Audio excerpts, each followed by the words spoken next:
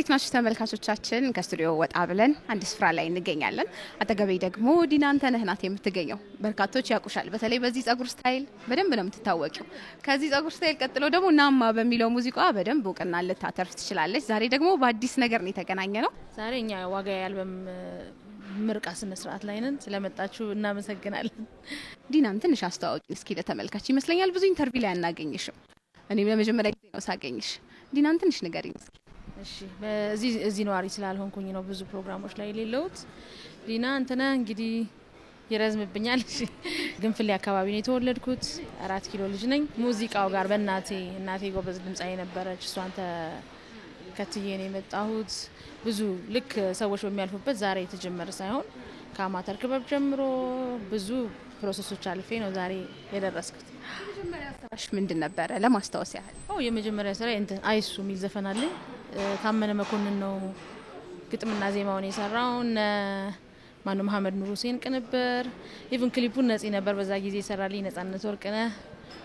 በጣም ደስ የሚል የመጀመሪያ ስራ መወደው ስራዬ ነው።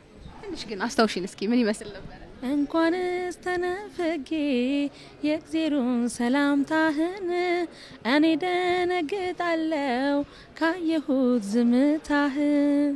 አይሱ ተብለህ ስንቴ ያወቀሱ አይሱ ልብ ያጣነው ትጀምርና ለመጨረሱ ይላል። ያኔ ሬዲዮ ላይ በደንብ ይሰማ ነበረ።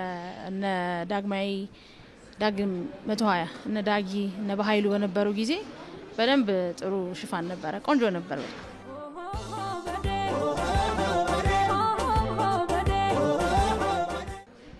ሙዚቃ ስራዎች ውስጥ ደግሞ ከሱ ቀጥሎ ምን ይመስል ነበር የሰውስ አቀባበል?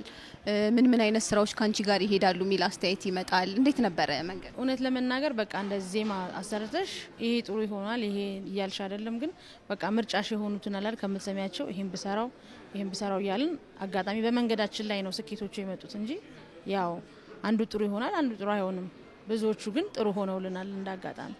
መቼ ነው ታዲያ አሜሪካ ሄደሽ ኑሮ ደግሞ እዛ የሆነው? እዛ ሆነሽ ደግሞ ሙዚቃ የጀመርሽበት እንዴት ነበር? ይመስለኛል ከሀገር ስንወጣ ትንሽ ደግሞ ከጥበቡ የመጥፋት ነገር አለ። ድጋሚ ለመመለስ ሊያስቸግር ይችላል። እንዴት ነበር?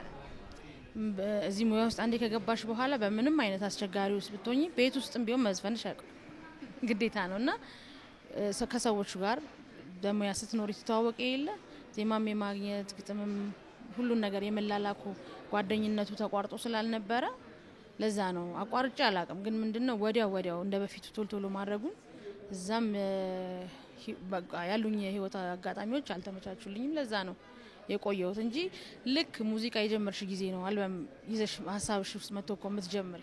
ግን ዛሬ ይሁን ነገ አታውቂም። የራሱን ጊዜ ይወስዳል። በቃ ብዙ ጊዜ አይተሽ ከሆኑ ሰዎች ዘፈን የጀመሩበት ክለብ የሰሩበት ከዛ በሚያወጡበት ወይ ስኬታቸው ጊዜ ሩቅ ነው የሚሆነው።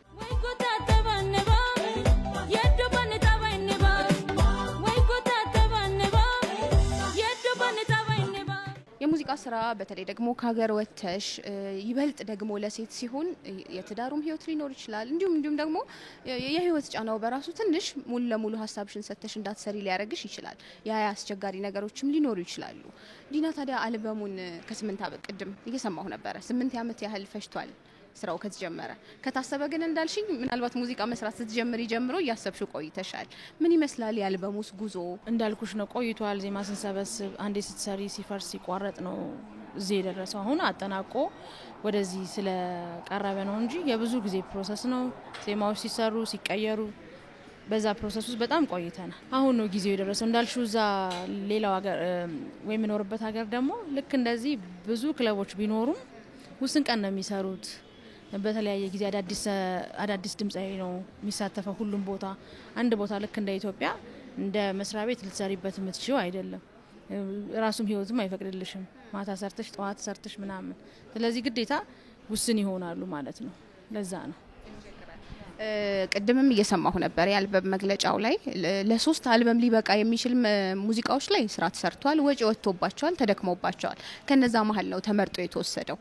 ይሄ ሁሉ እንግዲህ አስቸጋሪ ይመስለኛል። ከወጪም አንፃር ከጊዜም አንፃር የመምረጡ ስራ ላይ እነማን ተሳትፈውበታል? ከመምረጥ አንፃር የትኛው ላይ ነው ፎከስ አድርገሽ እንዲመረጥ ያስፈልጋል? እውነት ለመናገር እንዳልኩሽ የዛሬ 7 አመት 8 አመት እዚህ የነበርኩ ጊዜ አመት ከ2 ወር ነው የቆየሁት። ካሙዙ ስቱዲዮ እስከ መጨረስ ደርሰን ነበር። በመጫው ምኑም አስተካክለናል። በጣም ብዙ ሁሉም ጓደኞቼ ገሌ ብዬ በጀምር ብዙ ስለሚሆኑብኝ ሁሉም ሰው ሙዚቃ ላይ ሙያውን ያለው ሰው እናቴም ጨምሮ በደንብ ሀሳብ አግዞኛል።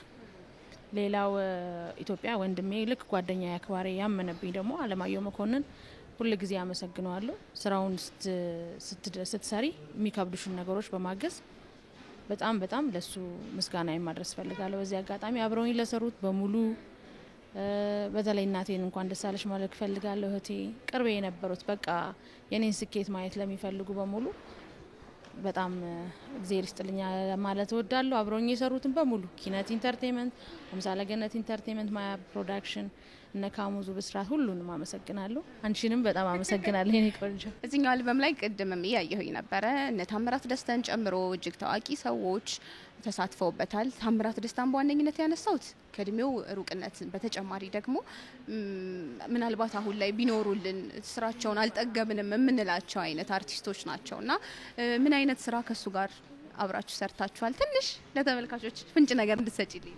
ታሜ በጣም መልካም ሰው ነው። ከሁሉም ጋር እኔ ጋር ብቻ ሳይሆን ለሁሉም ድምጻዊ ቅርብ የሆነ ሰው ነው። በደስታ ነው የሚሰራው። አንቺን የሚመስል ነገር ያመጣል ብዙ ጊዜ። ነፍሱን ይማረው። በጣም ወደው ማከብረው አርቲስት ነው። ከሱ ጋር ስለሰራው ደስተኛ ነኝ። አይኔ ለመደና ፈልጎ ያጣሰው ማጣት ምንደጣ ሳይወድ የደረሰው ምን ይሉታል ታዲያ የኔ ቁሞ ማደር ሲታደሉ ቀርቶ ሲታገሉ መኖር በያንቺ